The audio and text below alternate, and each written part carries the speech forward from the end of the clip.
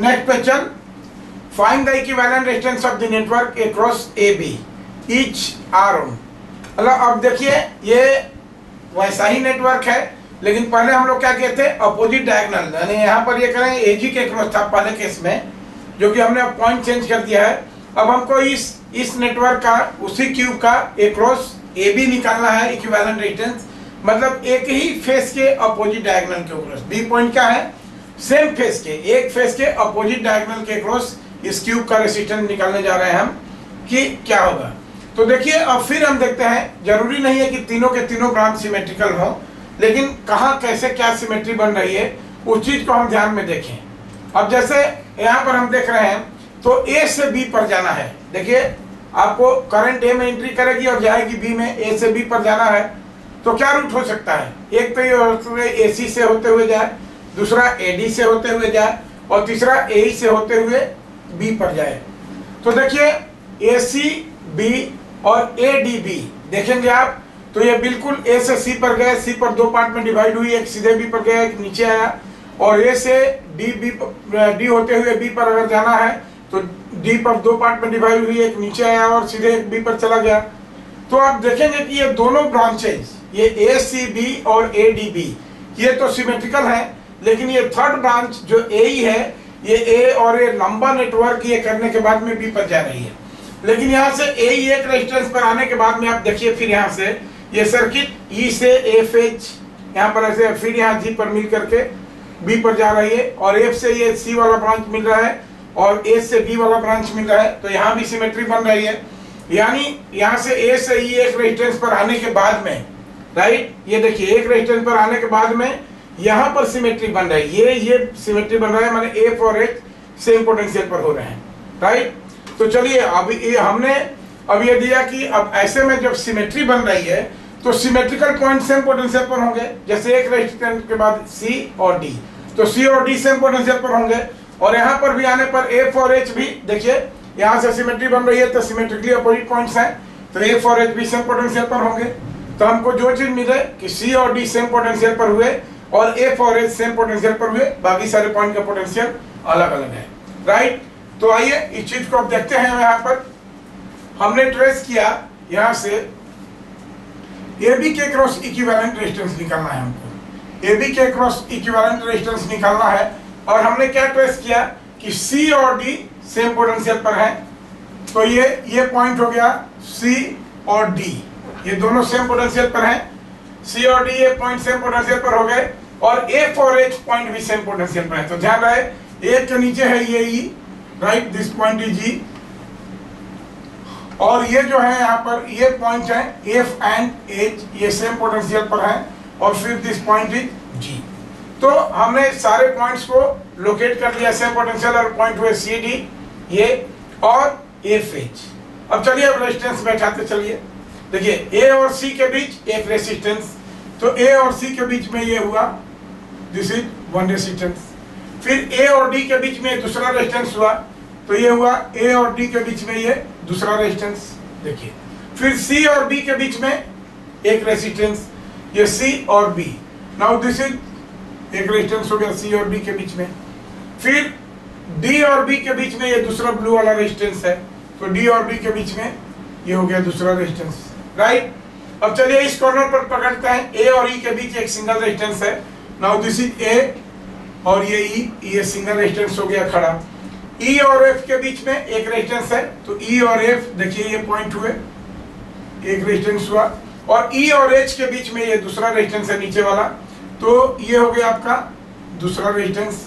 फिर एफ और जी के बीच में एक रेजिस्टेंस है, एफ और जी के बीच में ये एक रेजिस्टेंस हुआ, और फिर एच और जी के बीच में ये दूसरा रेजिस्टेंस है नीचे वाला, तो एच यही पॉइंट है और जी वही पॉइंट है, ये दूसरा रेजिस्टेंस हो गया। फिर जी और बी के बीच में ये येलो कलर एक ये रेजिस्टेंस है, तो जी और बी के बीच में ये रेजिस्टेंस हुआ। अब देखिए टोटल कितने 4 4 8 और 2 10 हुए, दो रेजिस्टेंस छूट रहे हैं, कौन कौन, सी और एफ एंड डी और एच। तो सी और एफ ये पॉइंट सी है और एफ है, तो सी और एफ के बीच में ये हुआ एक रेजिस्टेंस, और डी और एच के बीच में ये हुआ ये दूसरा रेजिस्टेंस। तो ये 12 रेजिस्टेंस का नेटवर्क है। ध्यान रहे हमको ए बी के क्रॉस इक्विवेलेंट रेजिस्टेंस निकालना है। तो ध्यान दें, अब हम यहाँ पर देखिए क्या कर रहे हैं। Now this point is A, this point is B. अब ये देखिए ये पॉइंट सी डी है, तो सी डी को हम ऐसे निकाल रहे हैं, यहाँ पर लिख दे रहे हैं। और ये पॉइंट है F H, this point is F H, इसको ये नीचे वाले पॉइंट को। अब ये देखिए ए और सी ये कितना हो गया r/2, तो ए और सी के बीच क्या हो गया, this is r/2, right. C D और डी के बीच में देखिए सी डी ये डी पॉइंट हुआ, ये क्या हो जाएगा, दिस इज ऑल्सो r/2, तो ये कितना हो गया, दिस इज r/2, राइट। अब ये ध्यान दीजिए, now देखिए हमको ये ई पॉइंट से बहुत ज्यादा इंटरेस्ट नहीं है, क्योंकि ई पॉइंट कोई जंक्शन नहीं है, यहाँ से सीधे करंट आएगी यहाँ पर। तो ये क्या हो गया, दिस इज, ये कितना हो जाएगा r/2 in series with r, ये हुआ, तो ये कितना हो जाएगा r + r/2, कितना हो जाएगा 3r/2। तो ए और एफ एच के बीच में ये कितना है, दिस इज 3r/2, राइट।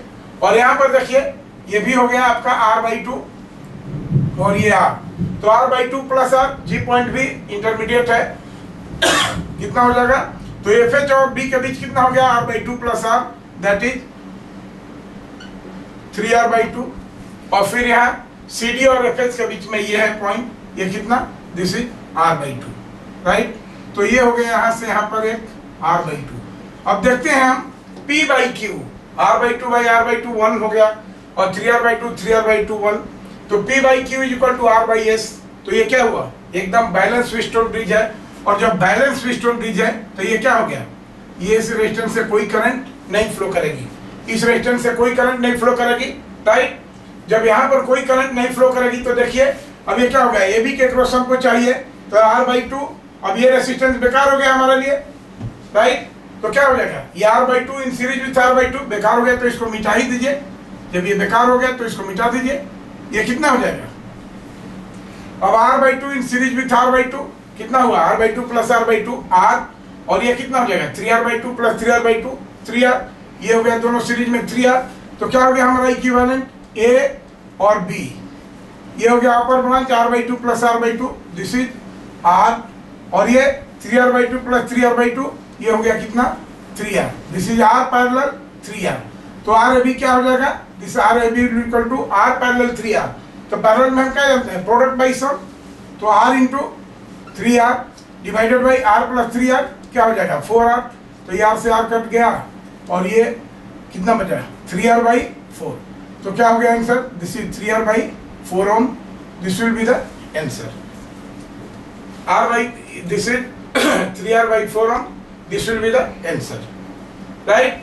अब ये देखिए, अब यहाँ पर हम सिमेट्री देख रहे हैं, यहाँ पर हम सिमेट्री देख रहे हैं, राइट। अब देखिए अगर थोड़ा सा हम बाई हार्ट करें, थोड़ा सा रिमेम्बर करें इस चीज को, तो हम देख सकते हैं, देखिए कितना स्टडी करने वाला ये पॉइंट्स हैं। अब जैसे हम देख रहे हैं कि देखिए यहाँ पर सी डी और एफ एच, ये वाला रेसिस्टेंस गायब हुआ है, यहाँ का जो 2 रेसिस्टेंस था, यहाँ का जो 2 रेसिस्टेंस हमने मिटाया है, वो 2 रेसिस्टेंस गायब हुआ है। वो रेसिस्टेंस कौन था, एक ये था सी एफ और डी एच, और ये देखिए सी एफ और डी एच।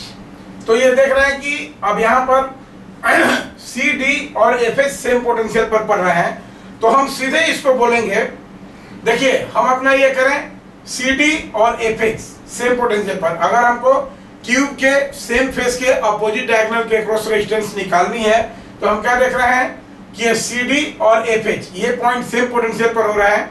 तो हम लिखेंगे, अगर इस प्रॉब्लम को हम थोड़ा सा याद रखने की कोशिश करते हैं, जो मेडिकल स्टूडेंट्स के लिए अच्छा आसान होगा, कि हम ये लिखेंगे कि a little consideration will show that C, D, F and H will be on same potential। और एग्जामिनर को समझ दीजिए, आप इतना लिख करके इक्विवेलेंट सर्किट बनाइए कि C, D, F और H सेम पोटेंशियल पर है, तो C, D के बीच रेजिस्टेंस बेकार है और D, H के बीच भी रेजिस्टेंस बेकार है।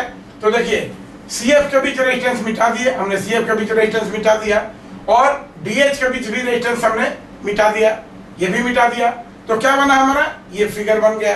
और आप एकदम धड़ल्ले से लिखिए, क्योंकि एग्जामिनर को समझने दीजिए, क्योंकि student examiner is better than examiner.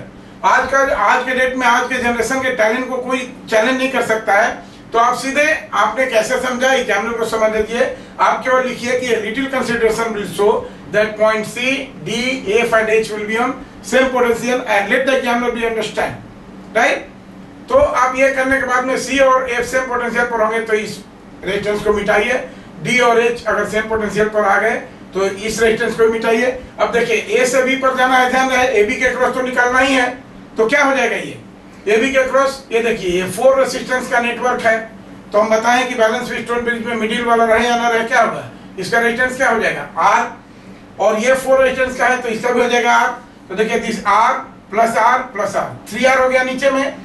A B में 2 रूट हुए, एक हुआ आर पैरेलल 3R, जो यहाँ पर हम आपको बताए हैं आर पैरेलल 3R बताए हैं, और ये कितना हो जाएगा 3R/4, राइट।